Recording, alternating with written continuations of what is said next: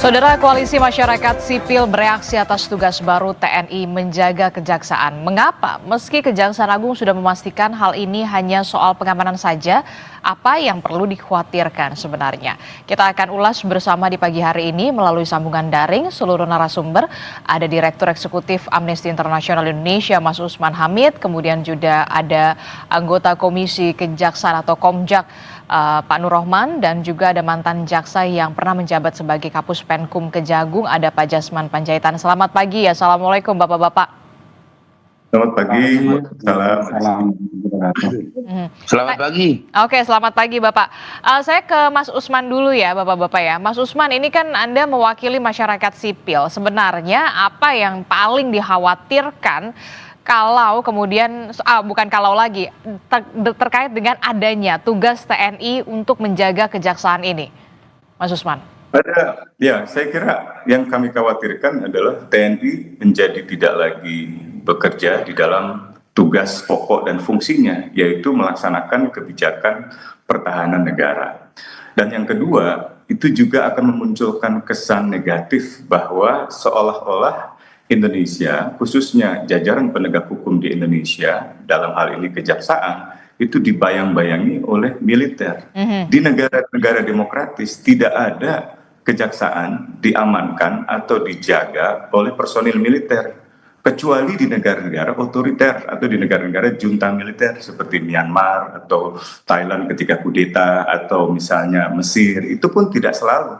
Kenapa? Karena pengerahan personil militer itu bersifat ad hoc, bersifat operasi. Kalau operasi itu punya jangka waktu yang sangat terbatas. Jadi tidak bisa diletakkan sebagai pengamanan yang bersifat permanen atau rutin. Nah, itu kan disebut-sebut istilah rutinitas itu saya kira menyalahi aturan. Dan yang jauh lebih penting lagi adalah independensi kejaksaan seperti dibayang-bayangi oleh kekuasaan militer, dan ini yang saya kira memunculkan kecurigaan publik bahwa ada sesuatu di balik pengamanan ini, misalnya ketegangan kejaksaan dengan kepolisian tahun lalu. Jangan-jangan pihak kejaksaan merasa perlu untuk mengamankan diri dengan militer dari kemungkinan benturan kembali dengan Densus 88 kepolisian, atau mungkin kejaksaan misalnya merasa memerlukan pengamanan personil TNI karena sedang mengusut kasus korupsi yang melibatkan petinggi TNI, sehingga dikhawatirkan ada misalnya perlawanan dan karena itu memerlukan pengamanan personil TNI. Kalaupun itu semua benar,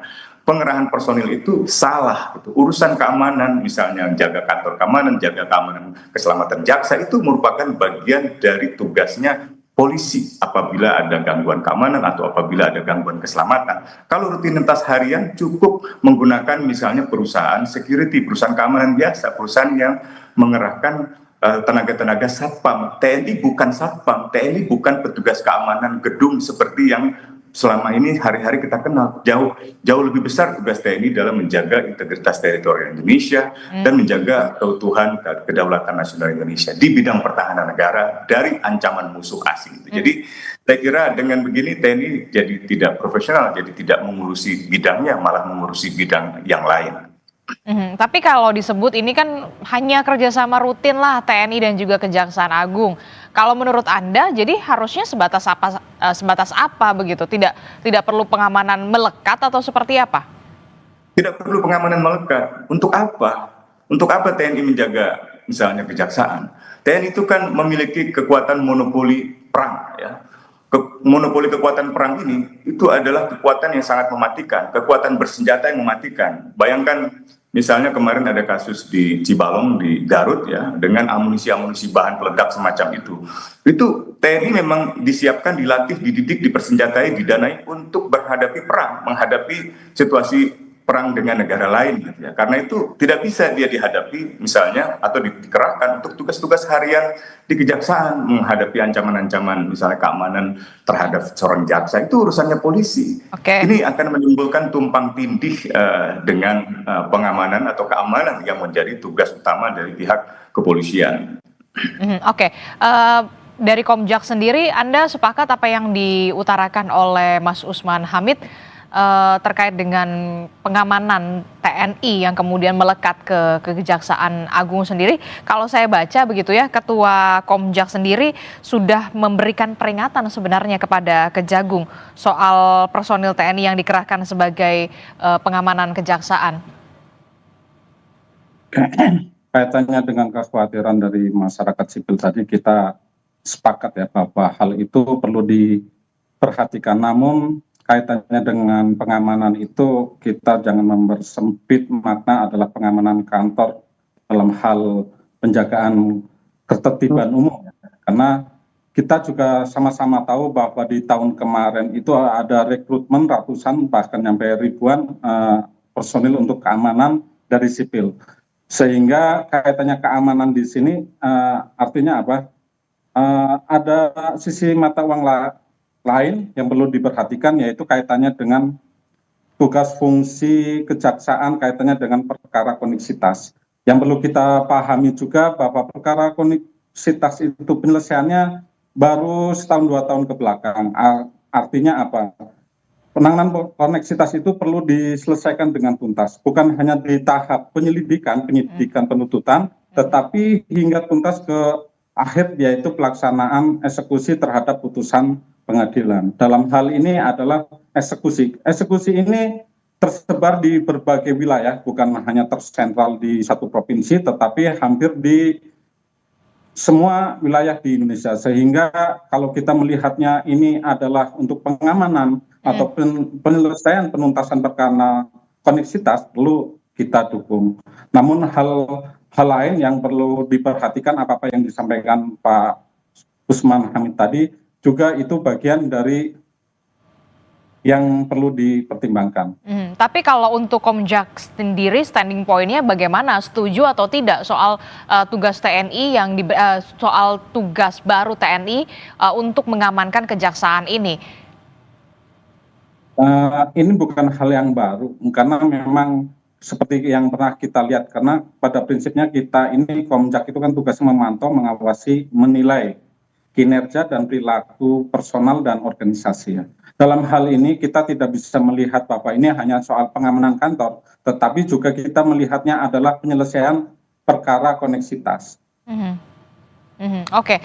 Sejauh ini sudah ada komunikasi apa saja yang dibicarakan oleh bersama dengan Kejaksaan Agung terkait dengan pengamanan baru yang dilakukan oleh TNI ini? Kan kemudian yang dikhawatirkan adalah keterlibatan TNI sebagai personil pengamanan ini di lingkungan Kejaksaan Agung ini tidak terlepas dari adanya bidang Jaksa Agung Muda Tindak Pidana Militer atau Jampitmil. Ini yang kemudian agak sedikit dikhawatirkan sebenarnya, Mas Nur Rohman. Ya betul, kekhawatiran itu memang perlu ada sebagai sifatnya sebagai kontrol agar tidak terlalu kebablasan. Tetapi di sisi lain, perkara koneksitas emang itu fakta dan memang itu ada, karena memang dari hasil laporan yang kami terima juga memang ada beberapa hal perkara yang memang pengamanannya membutuhkan dari pihak tentara. Oke, saya ke Pak Jasman. Pak Jasman, bisa mendengar suara di studio, Pak Jasman? Saya dengar.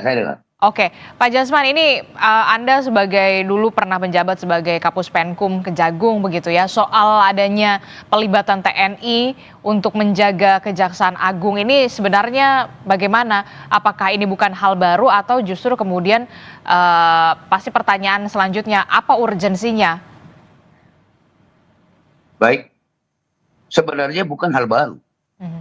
Bukan hal baru. Contohnya ya, sinergitas antara kejaksaan dengan TNI itu udah lama. Bahkan Jaksa Agung pada zaman Orde Baru itu adalah dari TNI. Kemudian Jamintel, Jaksa Agung Muda Bidang Intelijen, itu juga selalu dari TNI. Namun di dalam perkembangannya, kemudian Jaksa Agung diambil dari non yang politis. Itulah yang sekarang terjadi.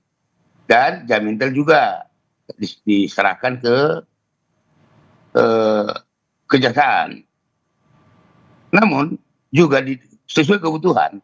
Makanya sekarang ini ada jaksa agung muda tindak pidana militer, Jampitmil di kejaksaan. Jadi bukan suatu hal baru. Namun demikian kita jangan terlalu beranggapan bahwa ini berlebihan.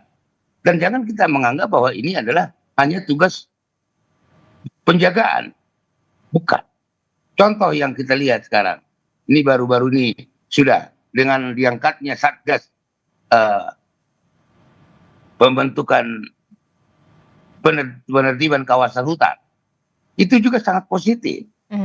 Banyak dulu kawasan-kawasan hutan yang tidak bisa dikelola oleh negara selama ini. Tapi ternyata dengan adanya pembentukan Satgas ini, di mana Satgas ini juga ada kerjasama dengan TNI, maka banyak sudah diamankan aset-aset dari kehutanan.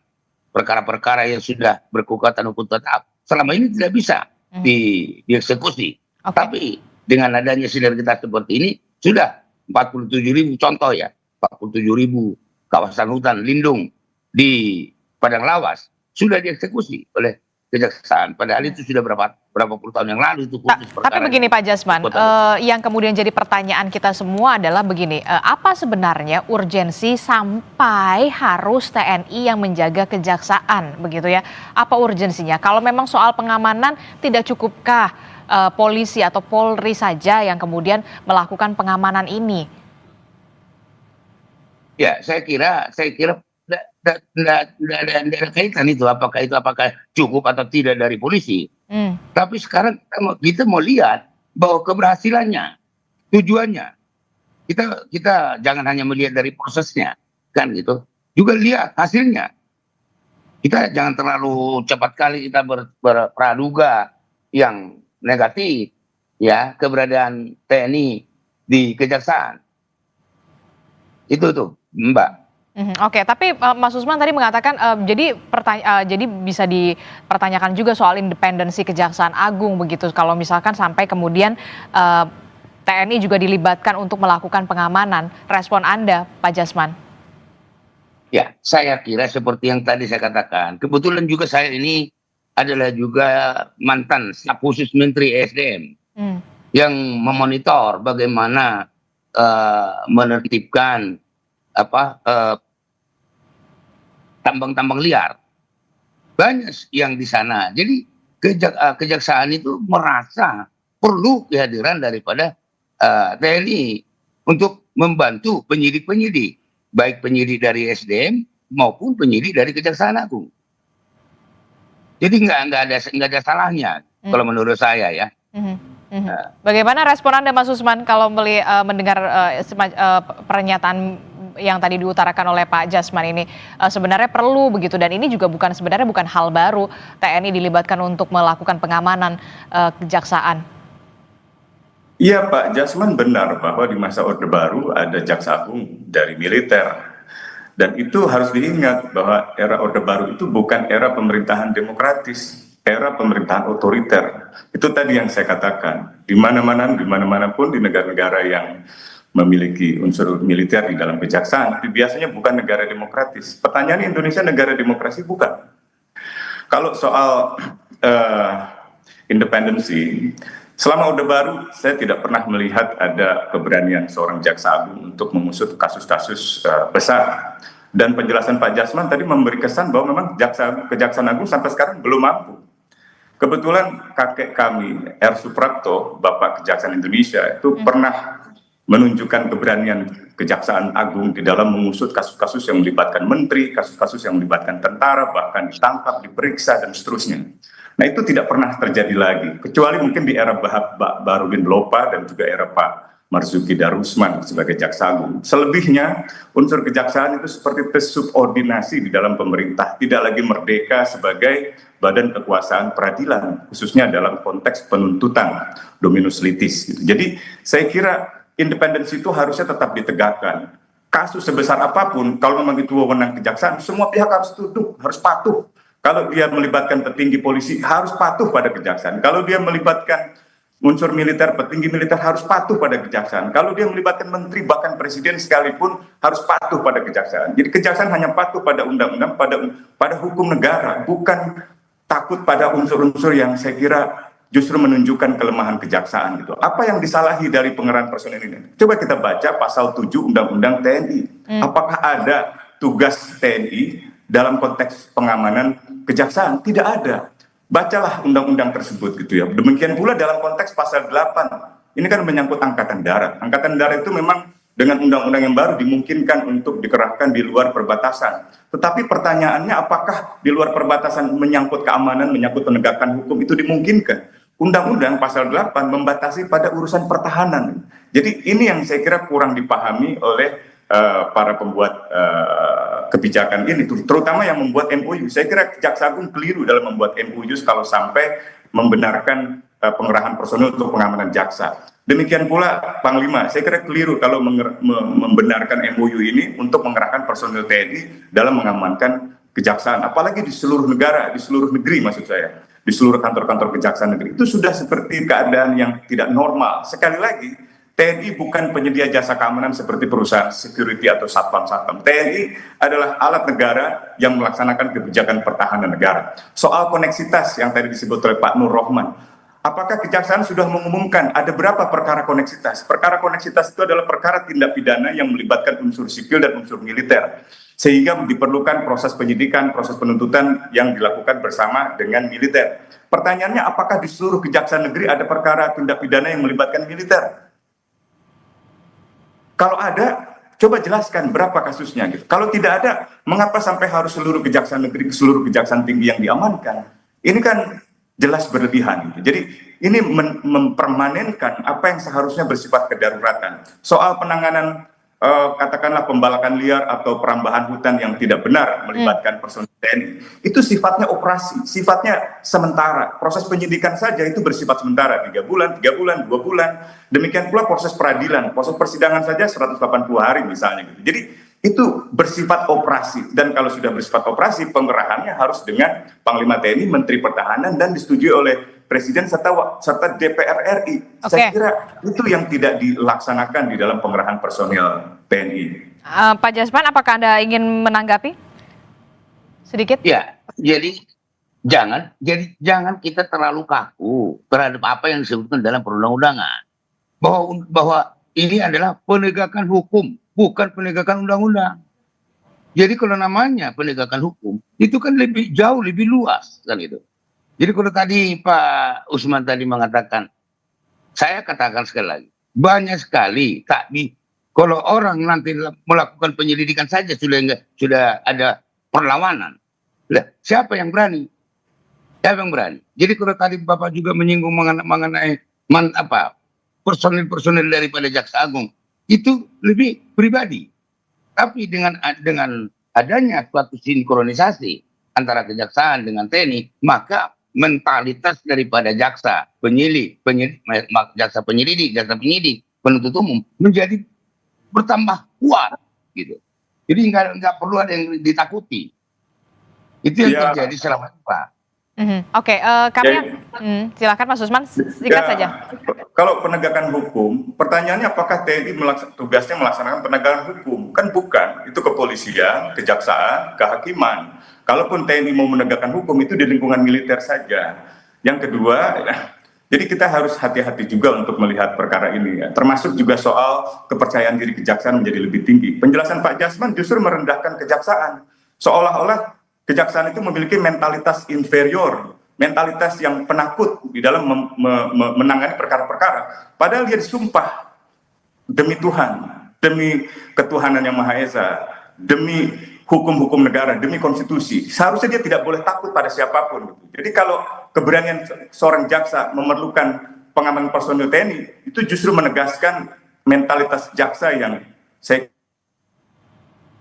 Oke, sayang sekali ada gangguan komunikasi bersama Mas Usman Hamid, tapi kami akan ajak Anda, Saya Bapak. kira tidak memiliki keberanian dan saya memerlukan pengamanan-pengamanan seperti itu. Kalaupun pengamanan diperlukan, yang benar adalah pengamanan oleh pihak kepolisian. Misalnya dalam kasus pembunuhan Munir, karena melibatkan mantan jenderal, jaksa-jaksa itu memerlukan pengamanan. Waktu itu dikerahkan sejumlah personil BRIMOB, ada 40 orang BRIMOB untuk mengawal jaksa, mengawal hakim. Itu benar, sesuai dengan hukum, karena tugas polisi adalah mengamankan. Tugas polisi adalah penegakan hukum, tugas jaksa penegakan hukum, bukan TNI. Gitu.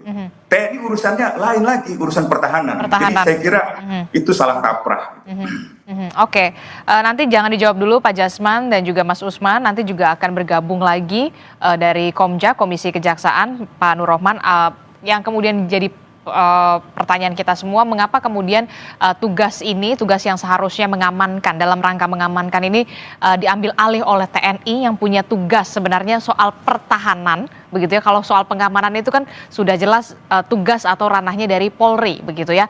Termasuk ada kekhawatiran soal bagaimana nanti, apakah ada dugaan ada intervensi nggak soal proses penyidikan maupun juga penuntutan yang dilakukan oleh para jaksa dengan masuknya TNI untuk mengamankan kejaksaan. Tapi jangan dijawab dulu Bapak-Bapak, kita akan jeda dulu, usai jeda kami akan kembali di Sapa Indonesia Pagi.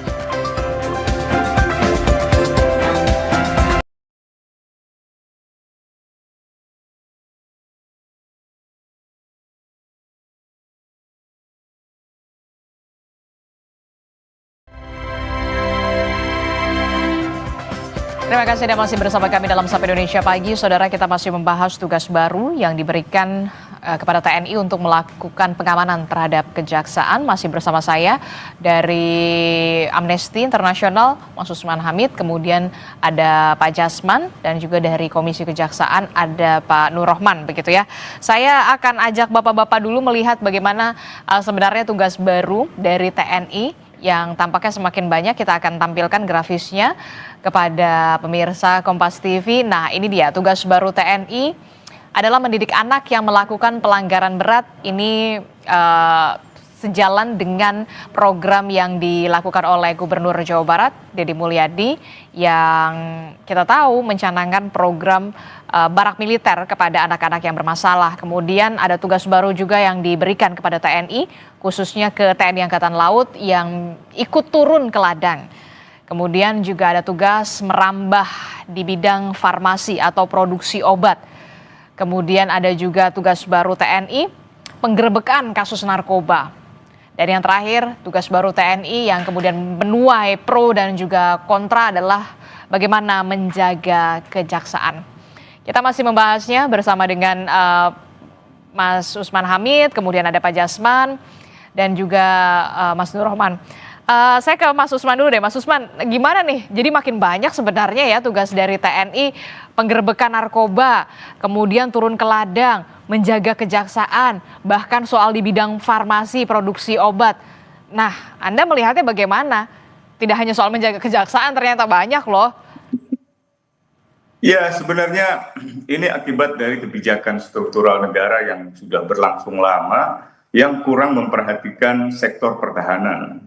Baik itu misalnya kesejahteraan anggota TNI, kemapanan alat-alat utama sistem persenjataan, sampai dengan tempat-tempat latihan perang untuk anggota TNI. Tugas utama TNI, tugas rutin TNI adalah latihan perang. Latihan, sampai suatu waktu negara ada dalam keadaan bahaya, lalu kemudian disiapkan, dikerahkan untuk menghadapi ancaman perang. Nah, yang kedua, memang ada operasi militer selain perang, misalnya yang bisa dilakukan untuk mengerahkan personil TNI dalam keadaan-keadaan tertentu untuk tugas-tugas civic mission atau kemanusiaan seperti penanggulangan bencana alam atau lainnya. Tetapi itu bersifat sementara, harus ada semacam batas waktu yang dikenakan untuk pelaksanaan tugas-tugas operasi militer selain perang itu. Dalam konteks pengamanan kejaksaan, tidak disebutkan di dalam pasal 7 tentang operasi militer selain perang yang meliputi pengamanan kejaksaan. Jadi sekali lagi saya dengan segala hormat meminta kepada Panglima TNI, kepada Menteri Pertahanan, dan kalau tidak didengar juga, saya mohon kepada Menko Polhukam untuk menggelar rapat koordinasi antara Kapolri, Jaksa Agung, Menteri Pertahanan, Panglima TNI untuk membicarakan masalah ini. Karena ini bisa merugikan TNI, bisa merugikan negara. Merugikan TNI dalam arti ia tidak lagi bisa fokus pada urusan pertahanan yang menjadi bidang keahliannya, dilatih, dididik, direkrut, didanai, dipersenjatai untuk perang atau untuk operasi militer. Dan ini juga melemahkan independensi kejaksaan. Apalagi di mata dunia, kita akan dilihat seperti dalam keadaan darurat, seolah-olah tidak lagi ada independensi dalam penegakan hukum dan kepastian hukum di Indonesia. Demikian.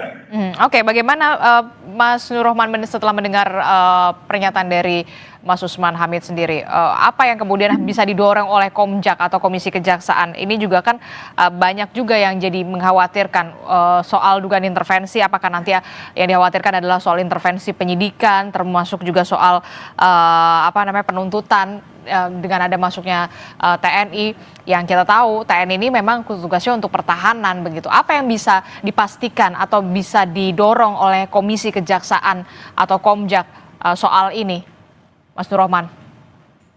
Oke, kalau yang kita khawatirkan oleh Pak Usman, okelah kita sepakat dengan hal itu. Namun demikian berangkat dari fakta, tanpa mengecilkan makna dari pengamanan, lebih ke memimikan gitu ya. Kita itu sering melihat juga di jalanan ketika ada operasi lalu lintas, itu sesekali itu ada operasi gabungan. Kita melihatnya sejauh ini demikianlah. Artinya ketika memang ada perkara koneksitas, dalam hal ini mulai dari penuntutan hingga ke eksekusi, memang itu perlu pengamanan dari TNI, karena memang tindak pidana yang ditangani itu melibatkan oknum-oknum dari TNI. Oke, bisa dipastikan atau Komjak juga melakukan pengawasan soal ini, jangan sampai kemudian ada intervensi, itulah yang kemudian dikhawatirkan paling besar. Ya, itu bagian dari tugas kami, karena selain melakukan pengawasan, kami juga melakukan penilaian. Tentunya ketika ada hal-hal yang fakta-fakta itu, nanti kita secara hierarki, karena memang Komisi Kejaksaan itu bertanggung jawab kepada Presiden, tentunya kita akan memberikan rekomendasi hasil perkembangan-perkembangan yang ada. Pak Jasman, yang paling dikhawatirkan adalah intervensi ketika adanya instruksi ini. Bagaimana kemudian Anda bisa menjamin dan juga Kejaksaan juga bisa menjamin publik tidak ada intervensi soal TNI ini, walaupun memang hanya pengamanan? Ya, ini kita jangan melihat itu hanya sebagai pengamanan. Pengamanan bukan pengamanan fisik, juga pengamanan kebijakan. Di dalam penegakan hukum itu harus juga, tadi yang saya tadi tertarik dengan apa yang dikatakan oleh Pak Usman, bahwa tadi Pak Usman bilang bahwa ini kan seolah-olah independensi kejaksaan menjadi diremehkan. Tidak. Bagaimanapun Pak, penegakan hukum itu kan beresiko. Jadi ini kan juga perlu untuk memberi suatu kekuatan mental bagi jaksa-jaksa yang melakukan penyidikan atau penyelidikan. Selama ini sama kepolisian berarti tidak cukup atau seperti apa? Nah, itu tadi saya udah katakan, saya tidak mau membahas itu, membahas mengenai itu. Kita sama-sama melihat, Pak. Itu penting, ya, kenapa Pak? Tidak polisi? Loh, sekarang Pak, Bapak melihat enggak apa yang terjadi di dalam, siapa yang membackingi misalnya pelaku tambang liar itu? Kalau yang itu polisi, oknum, saya mengatakan bukan polisi, oknum. Ya, kalau banyak. Itu seharusnya. Oke, sebentar Mas Usman, biarkan Pak Jasman dulu. Silahkan Pak Jasman. Ya, jadi itu kan oknum-oknum itu bisa kan perintahkan Kapolri untuk memberhentikan oknum TNI. Kalau ada anggota kan seketika, tanpa harus ada pelibatan personil TNI di dalam lingkungan kejaksaan. Oke, baik. Silahkan Pak Jasman. Jadi, ya, kenapa? Sebenarnya apa sih kita kok terlalu a priori mengatakan bahwa seolah-olah ini intervensi dari TNI terhadap lembaga kejaksaan? Saya kira tidak. Bagaimana? Kan jadi dalam penegakan hukum ini juga perlu dilihat orientasi hasil, bukan hanya orientasi proses. Itulah Pak. Ya, keduanya penting Pak. Ya, Di dalam azas-azas keadilan, keadilan itu bukan hanya pada akhirnya akan ada keadilan, tetapi proses awalnya harus memperlihatkan keadilan. ya, ya. Tapi kan itu juga kan kalau misalnya ada personil dari TNI untuk membantu kejaksaan yang melakukan tugas, apa itu salah? Apa itu salah? Itu Salah, karena bukan tugas TNI itu. Kalau ada oknum TNI terlibat, Jaksa Agung tinggal minta Panglima atau dalam rapat koordinasi dengan Menko Polhukam meminta agar Panglima menindak siapapun anggota TNI yang melawan proses hukum yang dilakukan oleh Kejaksaan Agung. Sama halnya dengan pihak kepolisian juga demikian. Oke, Pak Jusman. Ya, jadi ya mungkin kita hanya melihat dari sisi yang berbeda. Melihatnya sisi yang berbeda. Seolah-olah kalau ada, jadi jangan terjadi dulu. Oke. Jadi kalau misalnya, saya yakin kalau orang kejaksaan turun melakukan pengusutan, penyelidikan, dan dia didampingi oleh aparat TNI, orang-orang yang akan melakukan penggagalan itu pasti mikir. Itu loh yang kita melihatnya dari sisi itu. Oke, Pak Jusman, tadi Anda juga sempat menyinggung soal pengamanan kebijakan. Pengamanan kebijakan apa yang kemudian dimaksud dalam hal ini? Ya, pengamanan kebijakan seperti tadi bahwa jaksa-jaksa ini perlu dilindungi. Gak usah jauh-jauh, Pak. Berarti selama ini ketika kepolisian tidak merasa terlindungi atau seperti apa, Pak Jusman? Ya, gak usah jauh-jauh. Jaksa aja untuk memiliki senjata tidak boleh. Oke. Hanya dengan bermodalkan keberanian, ya kan? Itu kenapa hanya polisi yang bisa? Kalau memang begitu, dan kalau memang ya kita berharap ya sinergitas juga antara TNI, kepolisian dengan kejaksaan. Oke, jadi yang saya lihat dari Pak Usman tadi, seolah-olah Pak Usman ini hanya menyoroti TNI yang ikut membantu kejaksaan. Oke, apa yang ingin Anda sampaikan? Kejaksaan demikian. Oke, Pak Jusman, apa yang ingin Anda sampaikan untuk meyakinkan masyarakat, Mas Usman dan juga masyarakat umum lainnya, kalau memang tidak ada yang perlu dikhawatirkan ketika TNI ini melakukan penjagaan atau melakukan tugas barunya, melakukan penjagaan ke kejaksaan? Ya.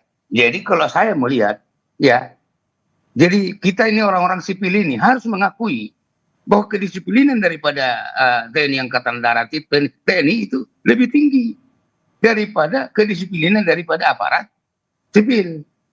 Kenapa kita tidak menggunakan itu? Saya tidak setuju itu. Sebentar, Mas Usman, sebentar. Kedisiplinan dalam bidang apa? Kedisiplinan dalam latihan fisik mungkin, tapi kedisiplinan dalam latihan berpikir itu berbeda. Kedisiplinan dalam latihan berpikir menggunakan ilmu pengetahuan, saya lebih percaya pada orang-orang sipil. Dan itu sebabnya banyak sekali proses pengambilan keputusan di setiap negara itu ditentukan oleh orang-orang sipil. Itu sebabnya muncul gagasan supremasi sipil. Jadi saya kira keliru kalau mau menekankan seolah-olah ada superioritas militer dalam soal kedisiplinan. Saya kira itu tidak benar. Jadi kedisiplinan militer itu memang diperlukan untuk dunia kemiliteran. Kedisiplinan sipil itu lain lagi. Di dalam dunia sipil dia mengandalkan ilmu pengetahuan, mengandalkan kemampuan berpikir, pengetahuan, kemampuan membaca, kemampuan menganalisis. Oke, baik, Mas Usman. Hal-hal semacam itu yang saya kira berbeda, tidak bisa dibandingkan. Oke, silakan dilanjutkan kembali Pak Jusman. Singkat saja. Pak Usman, kita melihat presiden pemerintahan kita sekarang sampai bupati, gubernur harus menyekolahkan itu. Itu kan dalam rangka untuk meningkatkan kedisiplinan. Berapa gubernur? Sebentar, tahan dulu Mas Usman. Anak-anak SMA-nya ke dalam barak militer kecuali gubernur Jawa Barat. Berapa gubernur? Oke, jangan melebar kemana-mana, tolong jangan melebar kemana-mana. Ini ranahnya adalah soal TNI melakukan penjagaan di kejaksaan. Silahkan kembali dilanjutkan Pak Jusman, singkat saja. Ya itu, jadi apa yang dilihat di situ bahwa kalau tadi Pak Usman mengatakan tidak disiplin daripada TNI tidak lebih tinggi, wah itu kita berbeda pendapat. Kalau saya bilang lebih tinggi kedisiplinan tentara daripada kedisiplinan sipil. Ya itu Itu karena Kejaksaan Agung telah lama berada dalam struktur yang bersifat militer, ada jenjang kepangkatan, ada penyeragaman. Itu berbeda dengan era Kejaksaan Agung di era kakek saya, di era R. Suprapto, di mana kultur Kejaksaan Agung jauh lebih demokratis, jauh lebih hidup ketimbang di masa Orde Baru, di mana kejaksaan disubordinasikan ke dalam militer, lalu kemudian ditempatkan jaksa-jaksa militer, jaksa agung yang juga militer, dan kita negara demokrasi, bukan negara militer lagi. Jadi kita harus merubah kultur Kejaksaan Agung, sistem organisasi Kejaksaan Agung, agar lebih demokratis, agar lebih mengutamakan negara hukum demokratis, bukan kedisiplinan militer. Saya ke Komjak dulu, Pak Jamin dan juga Mas Usman ditahan dulu. Komjak, terakhir Komjak, apa yang kemudian bisa dilakukan oleh Komisi Kejaksaan ketika kita lihat koalisi masyarakat sipil sudah mengutarakan soal bagaimana penolakannya, pro kontranya begitu ya. Disampaikan oleh Komjak kepada Kejaksaan Agung begitu. Apa kewenangan yang bisa didorong oleh Komjak sekali lagi untuk bisa ada win-win solution di sini, Pak Rohman? Baiklah. Kaitannya dengan pro kontra penjagaan ini, kami masih melihat dalam konteks adalah dalam pidana militer ya, karena memang penuntasan perkara koneksitas itu tentunya sangat diperlukan, karena memang kalau melihat dari perkara-perkara koneksitas yang ada itu baru sekitar 5 tahunan itu kasus ini diselesaikan, itu pun masih belum secara tuntas sampai selesai ya. Contohnya di kasus di Kemenhan gitu kan, itu masih perlu menyisakan untuk penyelesaiannya, yaitu soal eksekusi, sehingga kami memandang itu perlu.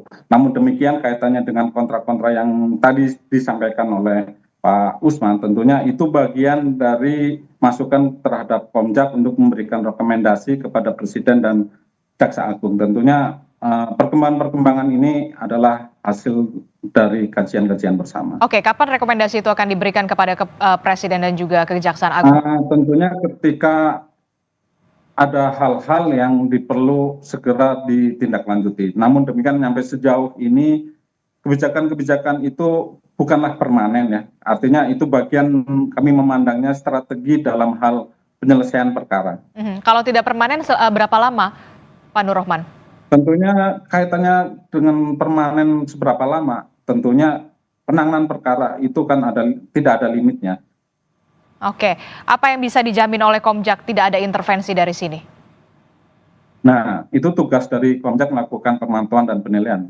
Terakhir. Kalau memang tidak lihat kasuistis kan ya gitu. Kalau memang ada hal-hal yang tidak sesuai dengan aturan, tentunya kita akan melakukan.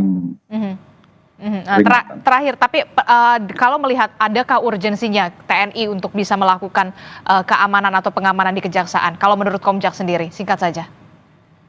Kami melihatnya itu bukan pengamanan dalam makna yang sempit ya, tetapi kaitannya dengan keamanan, Kejaksaan sejauh ini masih mengandalkan Polri, tetapi kaitannya dengan keamanan yang lainnya, penyelesaian perkara tentu akan melihat kasuistis. Kalau tadi Pak Jasman mengatakan tidak cukup juga di Polri, begitu jawaban dari Komjak sendiri seperti apa? Itu kasuistis, Pak. Kita juga pernah melakukan klarifikasi di Aceh, di mana saat itu pihak terdakwa keberatan karena Kejaksaan melibatkan pengamanan dari TNI. Dan setelah kita klarifikasi, memang karena ada keterbatasan di kepolisian yang pada saat itu juga perlu pengarahan pengamanan di tempat yang lain. Dan hingga persidangan memang hakim juga mengizinkan seperti itu. Dan memang untuk keterbatasan personil dari Polri saat itu, sehingga pelaksanaan persidangan itu harus diselesaikan, tentunya atas koordinasi dengan Polri juga melibatkan TNI. Terakhir Mas Usman, poin kritis apa yang ingin Anda sampaikan soal instruksi baru atau fungsi tugas baru TNI untuk melakukan penjagaan di Kejaksaan? TNI bukan satpam, TNI bukan lembaga penyedia jasa keamanan rutin atau pengamanan kejaksaan negeri, kejaksaan tinggi, dan seterusnya. Kalau ada ancaman keselamatan jaksa, itu tugas dan kewajiban dari pihak kepolisian. Yang kedua, tidak ada dasar hukum sama sekali dalam undang-undang TNI yang membenarkan pengerahan personil TNI untuk mengamankan kejaksaan negeri, kejaksaan tinggi, dan juga kejaksaan agung. Karena itu kami meminta kepada Komisi 1 kepada Komisi 3 untuk membahas masalah ini, memanggil Jaksa Agung, memanggil Kapolri, jika perlu memanggil Panglima TNI, dan juga kepada Menko Polhukam untuk menggelar rapat terbatas untuk memecahkan masalah ini. Karena ini menimbulkan kontroversi di masyarakat dan juga menimbulkan kebingungan di kalangan bintara, tamtama di tingkat bawah. Oke, Pak Jasman, Anda ingin menanggapi, jadi kalau menurut Mas Usman perlu untuk membahas ini lebih lanjut bersama dengan DPR, perwakilan rakyat dari Komisi 1, Komisi 3, bahkan untuk memanggil Panglima. Anda meresponnya, perlukah ini? Kita melihat dulu apa efek negatif daripada sinergitas ini. Kalau menimbulkan ada permasalahan hukum, oke, sependapat. Saya sependapat dengan Pak Usman. Tapi gini, kita ini kan langsung a priori gitu loh. Baru ada dibuat surat seperti itu, kita sudah kemana-mana membahasnya. Kita lihat dulu hasilnya. Kalau karena saya adalah praktisi di kejaksaan, saya sudah melihat kerjasama dengan TNI selama ini sangat-sangat membantu. Gitu loh.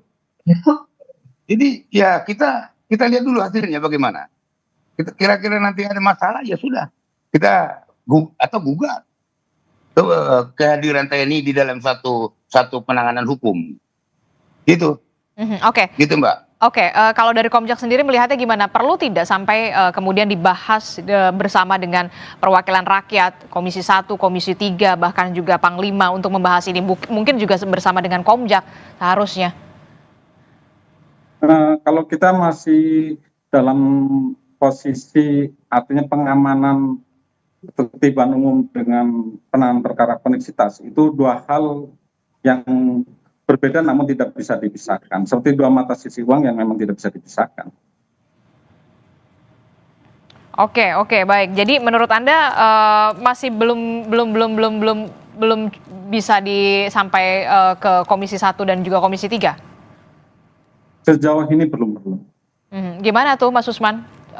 Ya mungkin Komisi Kejaksaan jelaskan secara detail berapa sih kasus-kasus pidana militer, pidana umum yang melibatkan militer dalam konteks koneksitas, sehingga bisa membenarkan misalnya pelibatan militer dalam pengamanan seperti yang sekarang ini sedang terjadi.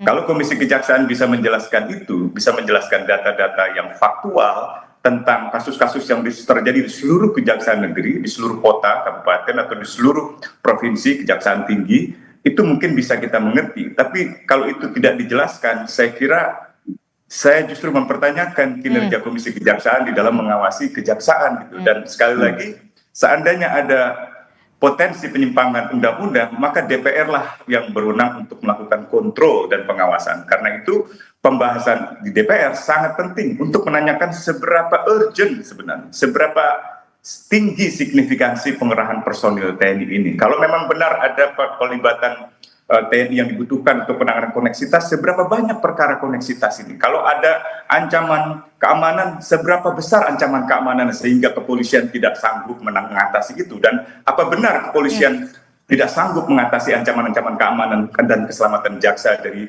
kejaksaan? Kalau itu benar, wah itu menunjukkan negara Indonesia saya kira sedang tidak baik-baik saja. Oke, terakhir Mas Usman, tadi Anda menyebutkan perlu sebenarnya dibahas oleh Komisi 1, Komisi 3 bahkan untuk memanggil Panglima. Tapi kalau dari koalisi masyarakat sipil sendiri, desakan konkretnya apakah nanti juga akan berbicara dengan Komjak atau kemudian berbicara dengan Komisi 1, Komisi 3 atau seperti apa desakan konkretnya untuk membahas ini lebih lanjut begitu? Ya, kami bisa menyampaikan surat resmi kepada Komisi 1, kepada Komisi 3, dan juga kepada Menko Polhukam untuk membicarakan masalah ini. Sehingga bisa ditinjau secara cermat apakah memang ini bisa dibenarkan oleh undang-undang. Undang-undang TNI itu hanya memungkinkan penempatan jabatan struktural bagi Jaksa Agung Muda Pidana Militer, bukan penempatan personil militer secara instrumental atau sebagai alat pengaman kejaksaan. Itu bukan seperti itu. Dan itu silahkan dibahas di Kemenko Polhukam, silahkan dibahas di Komisi 1 dan Komisi 3. dan kami akan menyampaikan pandangan-pandangan itu secara resmi. Oke, kita akan nantikan bagaimana pandangan-pandangan yang nantinya akan disampaikan oleh Koalisi Masyarakat Sipil kepada DPR, kemudian Kemenko Polhukam. Terima kasih Mas Usman Hamid telah bergabung bersama kami dari Komisi Kejaksaan, Pak Nur Rohman telah bergabung bersama kami, Pak Jasman, terima kasih juga sudah bergabung bersama kami. Sehat selalu Bapak-Bapak, Assalamualaikum, selamat pagi. Waalaikumsalam.